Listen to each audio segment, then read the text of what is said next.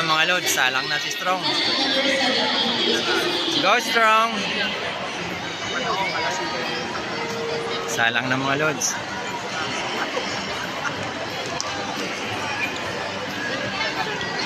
For spellers, if you can hear me clearly, keep your pens up. Your word is glisten.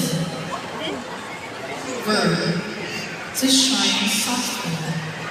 In a sentence, the leaves glisten after the rain.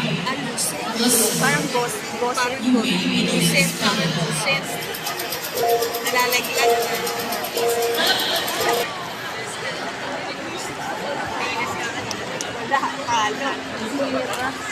Congratulations, contestant number 71.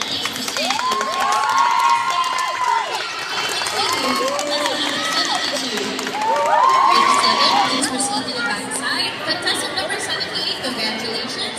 Please proceed to the right side. And congratulations too for contestant number 79 and contestant number 8. Yes! Please proceed to the right side of the stage. Your word is ski. Noun, a plan or program of action. In a sentence, the town starts by reciting ski. Ski. You may begin spelling. You will proceed to the left Alam na alam tayo. stage. And to read the correct spelling of the word, it's S-C-H-E-N-E. Catalyst.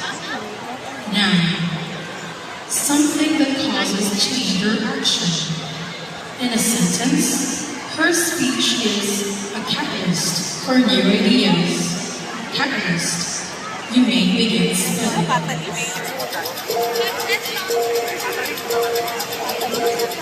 Galing mag-spin nila. Time is up, everyone. Kaka-excite na mga lods.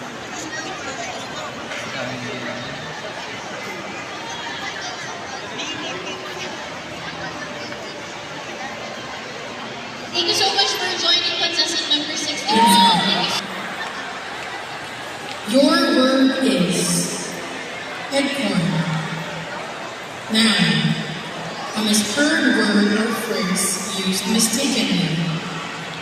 In a sentence, a blessing in disguise instead of a blessing in disguise is an example of an acorn. Acorn. You may now begin spelling. Ang hirap. Kaya ang